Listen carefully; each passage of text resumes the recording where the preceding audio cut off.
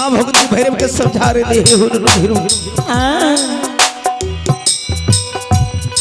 रे श्रीराज मोरंग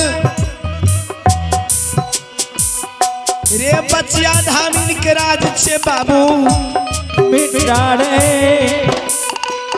कहल के नहीं नाम तू श्रीराज मोरंग के लाव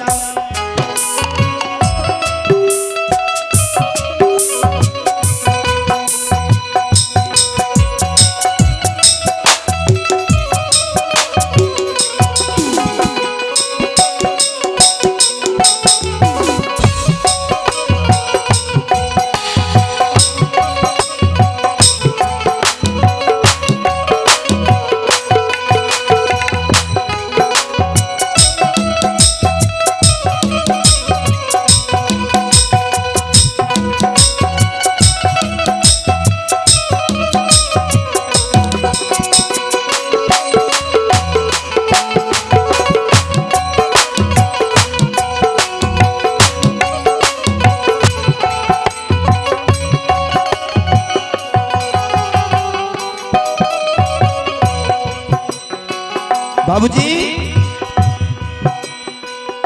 हे हो भैरव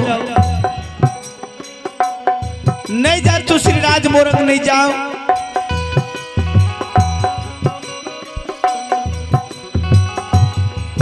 रे श्रीराज मोरंग में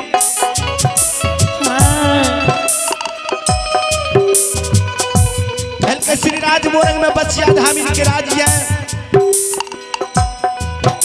बचिया धामिन अपना कोई का चौमुख दीप पर जला के कमर राज में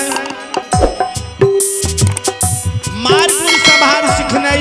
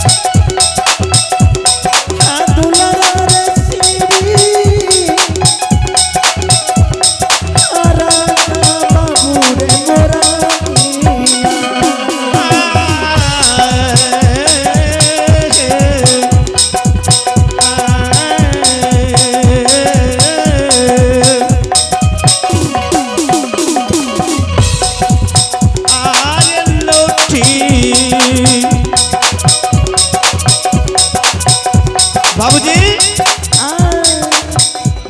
माँ भगवती भैरव से अर्जी करिए रे नहीं नाम तू मोरंग के ले बाबू श्रीराज मोरंग में बचिया धामिन बाबू रे महार गुण संभार सीखने सात नैना देवी